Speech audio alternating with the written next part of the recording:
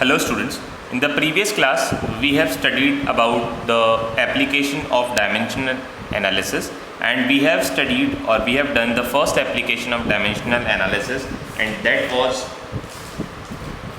conversion of one system of unit into another. Now today we will do the second application of dimensional analysis, that is checking the dimensional consistency of equations. Checking dimensional consistency of equations. So before doing this, we should know the principle of homogeneity. Principle of homogeneity.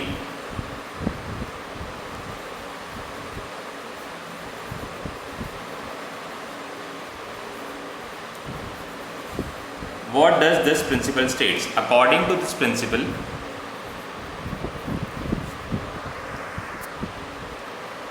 a physical equation will be dimensionally correct if the dimensions of all the terms occurring on both sides of the equation are the same. What does it mean? इसका क्या मतलब है? इसका ये मतलब है कि एक इक्वेशन में जितनी भी टर्म्स आ रही हैं, फॉर एग्जाम्पल एक इक्वेशन हम कंसिडर करते हैं इक्वेशन ऑफ मोशन जो आपने पहले भी पढ़ी हुई है, s is equals to ut plus half a t square. आपने 9th क्लास में पॉलिनोमियल्स भी पढ़ा है, तो you can identify the number of terms in the equation. ये है एक term, first term, this is second term, and this is third term. So there are three terms, and we have to see that whether all the three terms have the same dimensions or not. हमें ये check करना है कि क्या सारे के सारे terms की जो डायमेंशंस हैं वो सेम है या नहीं है.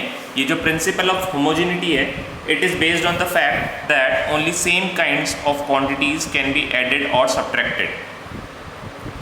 This principle is based on the fact that only same kind of quantities can be added, subtracted,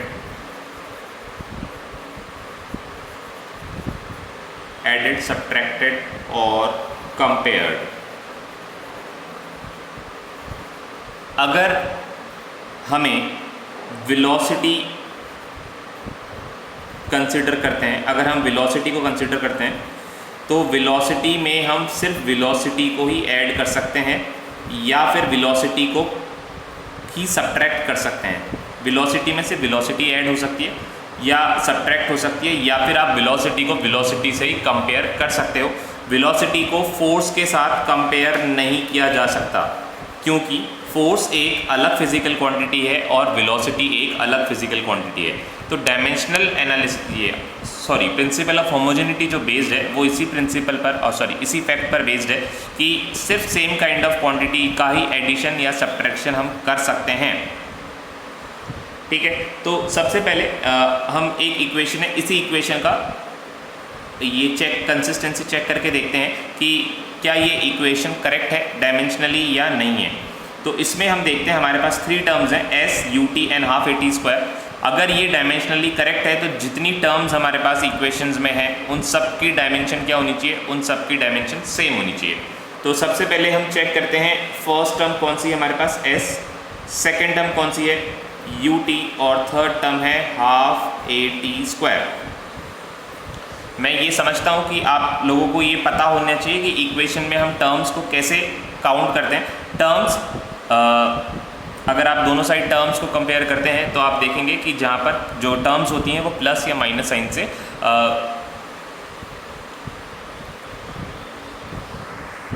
differentiate होती हैं. प्लस साइन एक तरफ और माइनस साइन एक तरफ होगा, तो दोनों टर्म्स के मतलब अगर एक तरफ हमने प्लस साइन लगा रखा है, प्लस साइन के दोनों तरफ जो लिखा हुआ होगा वो इंडिविजुअल अलग अलग टर्म्स होंगी, प्लस या माइनस टाइम्स.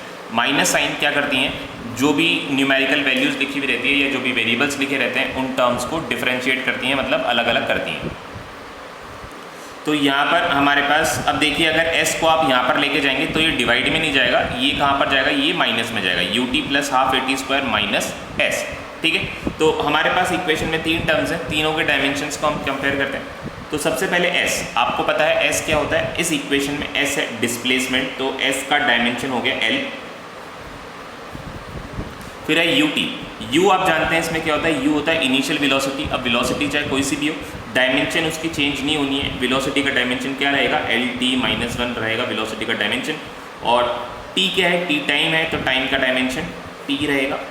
और half at², half is a constant, तो इसका कोई भी डायमेंशन नहीं होगा। एक्सेलरेशन का डायमेंशन होता है lt-2 और टाइम का डायमेंशन t²।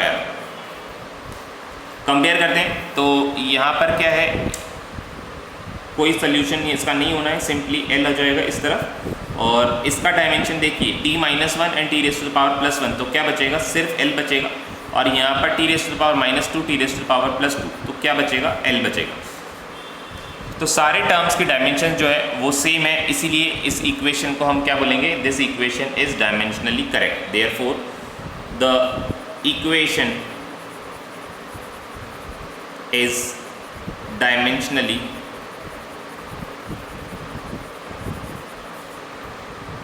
करेक्ट। इसके कुछ और इलस्ट्रेशंस करते हैं। मुझे लगता है आपको 50% तो एटलीस्ट समझ में आ ही गया होगा कि कैसे हम कंसिस्टेंसी चेक कर रहे हैं। थोड़े से और इलस्ट्रेशंस करते हैं तो आपके कंसेप्ट्स और भी क्लियर हो जाएंगे। सेकेंड इलस्ट्रेशन है, हमें चेक करना है कि हाफ mv² क्या mgh के इक्वल हो सकता है। हाफ mv² क्या mgh के इक्वल हो सकता है। हमें इसको चेक करना है क्या ये इक्वेशन डायमेंशनली करेक्ट है या नहीं है। तो इसमें हम आइडेंटिफाई कर पा रहे हैं, हमारे पास दो टर्म्स हैं, एक हाफ mv² और दूसरी है mgh। हाफ mv² और दूसरी का है mgh, तो दोनों टर्म्स को हम कंपेयर करेंगे और कंपेयर करके हम देखेंगे कि दोनों की डायमेंशन जो है वो सेम है या नहीं है। तो एक तरफ हम लिख लेते हैं हाफ mv² और दूसरी तरफ हम लिखते हैं mgh m। Half is a constant, तो इसकी कोई डायमेंशन होगी नहीं। m का डायमेंशन मैंने लिख दिया कैपिटल M।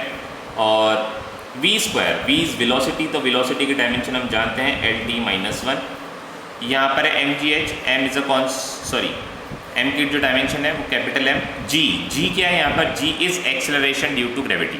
अब एक्सेलरेशन चाहे कोई सी भी हो, उसका डायमेंशन जो है वो नहीं चेंज होगा। एक्सेलरेशन का डायमेंशन रहता है lt-2। और h क्या है, हाइट है, तो h का डायमेंशन l रहेगा। अब दोनों साइड कंपेयर करते हैं। अच्छा, यहाँ पर हमने स्क्वायर नहीं किया है क्योंकि यहाँ पर v² था, तो हमें इसको स्क्वायर करना पड़ेगा। This is m l² and t-2। ये डायमेंशन आपको कुछ फेमिलियर लग रही होगी क्योंकि हमने ये पहले करी हुई है, तो आप गेस करिए कि ये डायमेंशन किसकी है। यहाँ पर चेक करते हैं, तो यहाँ पर हमने देखा m, l into L is l² और t-2। दोनों तरफ जो डायमेंशंस हैं वो सेम है। Can you identify the dimensions, ये डायमेंशंस हैं एनर्जी की। Therefore the equation is dimensionally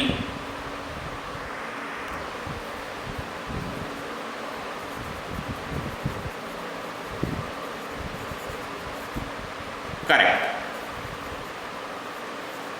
कुछ और इलस्ट्रेशंस करते हैं।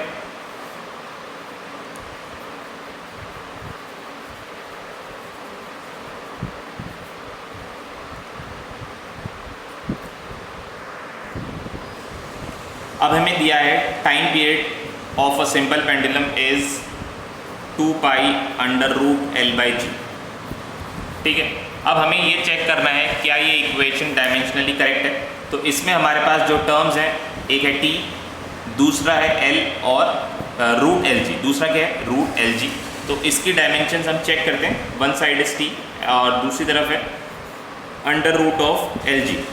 डिवीजन और मल्टीप्लिकेशन टर्म को डिफ्रेंशिएट नहीं करती हैं, टर्म्स को अलग अलग नहीं करती हैं। अगर मल्टीप्लिकेशन होता है या डिवीजन होता है तो दोनों टर्म्स सेम ही रहेंगी। तो यहाँ पर टाइम की डायमेंशन हम लिखेंगे t, 2π कांस्टेंट है इसलिए मैंने इसको यहाँ पर नहीं लिखा। अब हमें चेक करना है √L/g की डायमेंशन क्या होती हैं। तो L, सबसे पहले क्या लिखा हुआ है, L लिखा हुआ है, तो हम L लिखते हैं। और फिर डिवीजन में लिखा हुआ है G।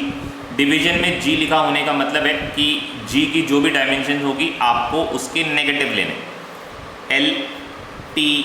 -1 LT -1 raise to the power क्या है, रेज टू द पावर -1 है, क्योंकि g का है, g है डिनोमिनेटर में, इसलिए सारे पावर्स या सारी डायमेंशंस किस में होगी, सारी डायमेंशंस नेगेटिव में होगी। और इसके ऊपर अंडर रूट का साइन लगा हुआ है, इसका ये मतलब है आपको क्या करना पड़ेगा, सारे डायमेंशंस को रेज टू द पावर 1/2 करना पड़ेगा। यहाँ पे डायमेंशन बची t, इधर आप चेक कर सकते हैं। पहले हम ब्रैकेट को सॉल्व करते हैं, L and L, L raise to the power ये क्या है, L है, और यहाँ पर है L raise to the power -1, तो दोनों L क्या हो जाएंगे, दोनों L कैंसिल आउट हो जाएंगे, क्योंकि यहाँ पर L की पावर 1 है और यहाँ पे L की पावर क्या है -1, तो दोनों कैंसिल आउट हो जाएंगे। t को देखते हैं हम, t की पावर -1 और t की पावर -1, तो क्या हो जाएगा, t की पावर +1 हो जाएगा, t की पावर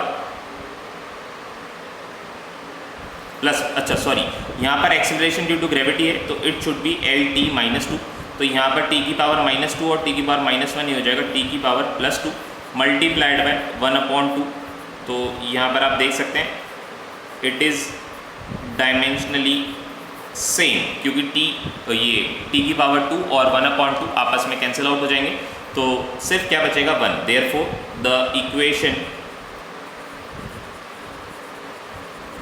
is dimensionally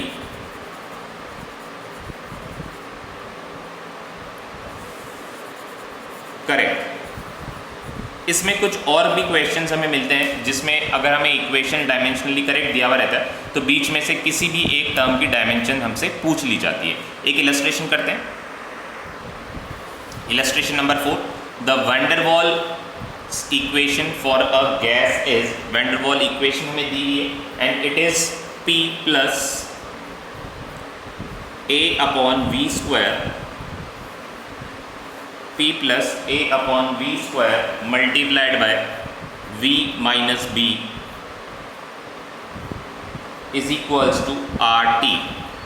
इक्वेशन को मैं थोड़ा सा एक्सप्लेन करता हूँ। Here P is pressure, P क्या है, P प्रेशर है, A कांस्टेंट है जो जिसकी वैल्यू हमें पता नहीं है, और v² वैंडरवाल्स इक्वेशन में जो v होता है इट इज़ वॉल्यूम, और ये v भी क्या है, ये v भी वॉल्यूम है, और जो b है, b is another constant, r is ideal gas constant and t here is temperature. t क्या है यहाँ पे, t टेम्परेचर है। अब हमें क्या करना है, इक्वेशन में हमसे पूछा गया dimensions of A and B हमें फाइंड करनी है, ए एंड बी की डायमेंशंस हमें फाइंड करनी है, और हमसे पूछा गया कि एसआई यूनिट्स भी हमें बतानी है ए और बी की, SI units of A and B हमें फाइंड करना है। तो स्टार्ट करते हैं क्वेश्चन। इसमें जैसे मैंने अभी आपको बताया था कि हमें कोई भी इक्वेशन ये दे दी गई है, अब उन्होंने बोला है वैंडरवाल्स इक्वेशन है, तो हम ये अज्यूम करके चलेंगे कि this equation must be dimensionally correct. अगर ये इक्वेशन डायमेंशनली करेक्ट है तो हमसे ए और बी यहाँ पर इन्होंने दो कॉन्स्टेंट्स पुट कर दिए हैं, इन कॉन्स्टेंट्स की हमें डायमेंशन निकालनी है और साथ में एसआई यूनिट भी निकालनी है। तो सबसे पहले हम ए को देखते हैं, what is P, P here is pressure. P अगर प्रेशर है और P के बाद है प्लस का साइन, अगर प्रेशर के साथ कुछ ऐड हो रहा है तो इट इज़ क्वाइट ऑब्वियस कि दूसरी क्वांटिटी भी क्या होनी चाहिए, प्रेशर होनी चाहिए। Therefore A/v² must have dimensions of pressure. A/v² के पास किसकी डायमेंशन होनी चाहिए, प्रेशर की डायमेंशन होनी चाहिए। और प्रेशर क्या होता है, प्रेशर होता है फोर्स अपॉन एरिया, प्रेशर होता है फोर्स अपॉन एरिया, और प्रेशर की डायमेंशन क्या होगी,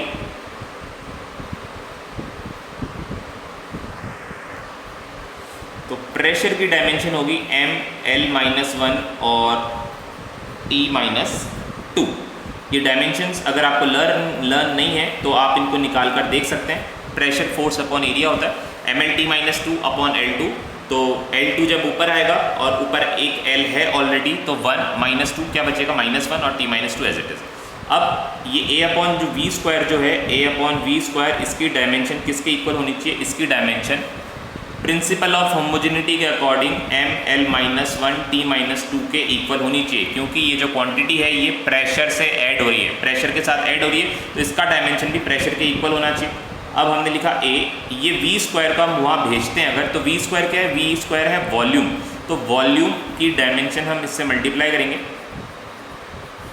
वॉल्यूम की डायमेंशन होती है L3 और यहाँ पर स्क्वायर है तो इसलिए हमने इसका स्क्वायर कर दिया। तो आप डायमेंशन देख सकते हैं, ए की डायमेंशन क्या आ गई, ए की डायमेंशन आ गई m L-1 T-2 और ये है L⁻⁶। इसको थोड़ा सा सॉल्व कर लेते हैं हम। तो हमने देखा कि जो डायमेंशंस आई ये आई हैं m L5 एंड T-2। ये है a की डायमेंशन और a की यूनिट क्या हो जाएगी, a की यूनिट हो जाएगी, मास की यूनिट क्या होती है kg। l किसका डायमेंशन है, l है लेंथ का डायमेंशन, लेंथ की यूनिट होती है मीटर⁵ पर सेकेंड स्क्वायर, सेकेंड-2 सेकेंड इनवर्स। ठीक है, अब b की डायमेंशन हम चेक करते हैं। b देखिए b किसके साथ ऐड या सब्ट्रैक्ट हो रहा है, तो आंसर है b जो है वॉल्यूम के साथ सब्ट्रैक्ट हो रहा है। Therefore b must have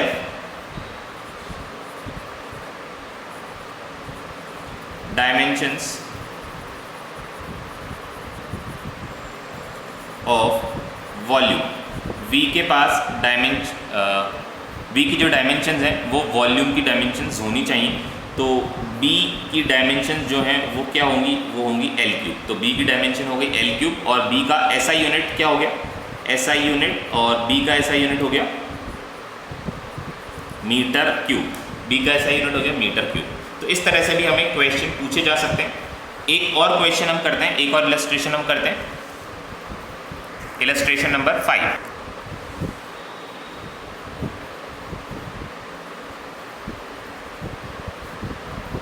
illustration 5, हमें एक इक्वेशन दिया गया है y = a sin ω_t - kx। y = a sin ω_t - kx। यहाँ पर जो ओमेगा है वो है एंगुलर वेलोसिटी या एंगुलर फ्रीक्वेंसी, t जो है t है टाइम, और जो x है वो है डिस्प्लेसमेंट। ठीक है, और हमसे क्वेश्चन में पूछा गया है कि हमें डायमेंशंस ऑब्टेन करने हैं किस किस के, ओमेगा के और k के। ओमेगा के और k के डायमेंशंस हमें पता लगाने हैं। होमोजेनिटी को यूज़ करके हमें ओमेगा और k के डायमेंशंस निकालने हैं। अब देखिए यहाँ पर जो ω_t - kx है, ω_t - kx जो है ये किसकी जगह लिखा हुआ है, ω_t - kx लिखा है एंगल की जगह पे, और एंगल जो होता है एक डायमेंशनलेस क्वांटिटी होती है। इसकी बात हमने करी थी, angle is a dimensionless quantity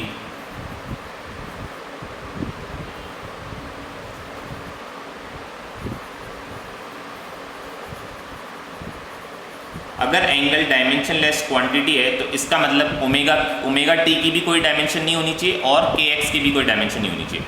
अगर ω_t की कोई डायमेंशन नहीं है तो हम क्या कर सकते हैं, ω_t को किसके इक्वल रखेंगे, अगर कोई भी डायमेंशन यहाँ पर नहीं है, मतलब m0 L0 T0 सब कुछ 0, तो किसी की भी पावर 0 क्या होती है, किसी की भी पावर 0 1 होती है।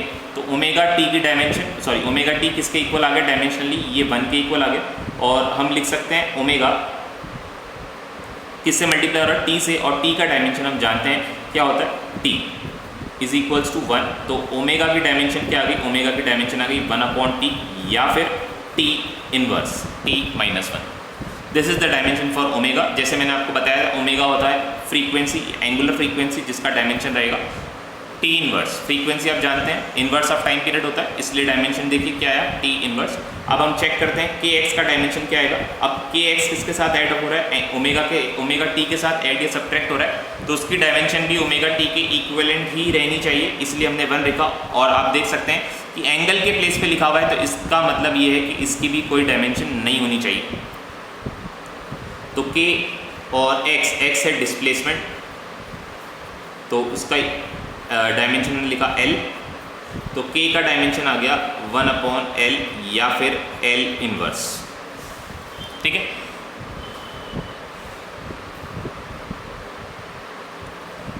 एक और इलस्ट्रेशन हम करते हैं, फिर उसके बाद हम करेंगे नेक्स्ट एप्लीकेशन। टाइम बचेगा तो आज कर लेंगे, नहीं तो नेक्स्ट क्लास में हम नेक्स्ट एप्लीकेशन हम पढ़ेंगे।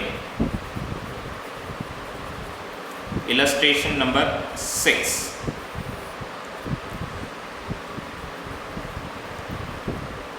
हमें एक इक्वेशन गिवन है, μ = A plus B upon lambda square, A plus B upon lambda square. अब इसमें टर्म्स क्या क्या हैं, ये टर्म्स किस किस को डिनोट करती हैं वो हम देखते हैं।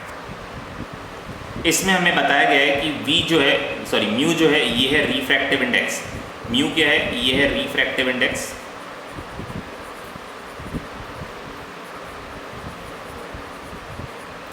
और जो लैम्डा है ये है वेवलेंथ, लैम्डा है वेवलेंथ।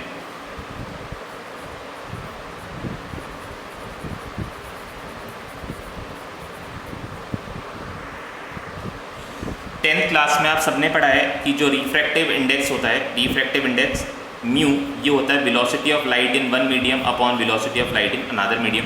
वेलोसिटी अपॉन वेलोसिटी क्या आ जाएगा, it must be a dimensionless quantity. तो इसकी कोई भी डायमेंशन नहीं होनी चाहिए, dimension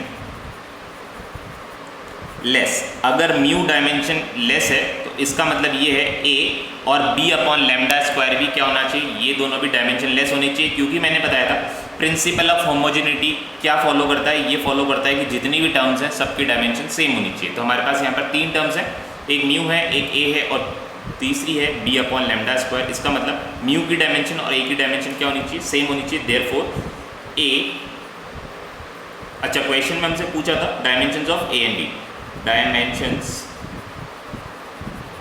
of A and B ये हमें निकालना है। अभी हमने देखा कि क्योंकि म्यू एक डायमेंशनलेस क्वांटिटी है तो therefore A is a dimensionless number, इसका भी कोई डायमेंशन नहीं है।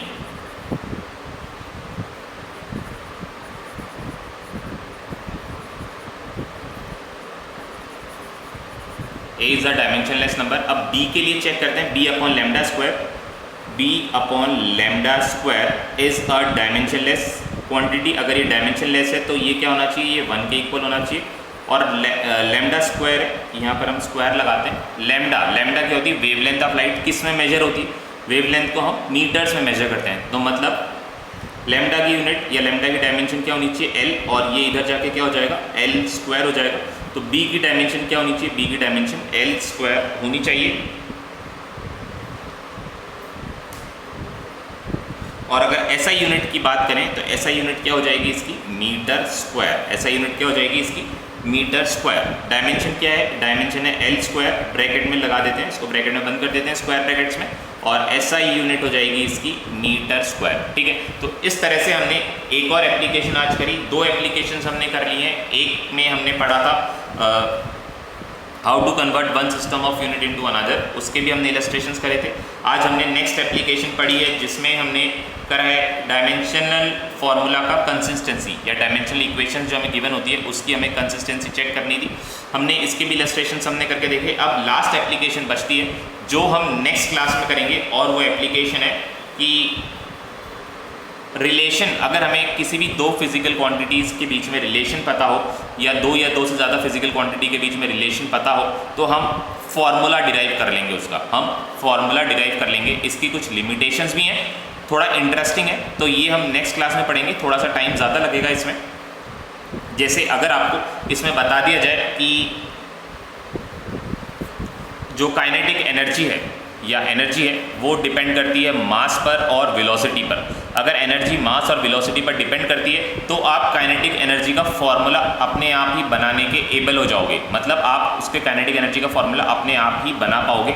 तो ये थोड़ा सा इंटरेस्टिंग टॉपिक है। हमें फार्मूला डिराइव करने हैं, हमें फार्मूला बनाने हैं यूजिंग डायमेंशनल एनालिसिस, और इसकी कुछ लिमिटेशंस भी हैं जो हम नेक्स्ट क्लास में पढ़ेंगे। आज हम यहीं पर एंड अप करते हैं।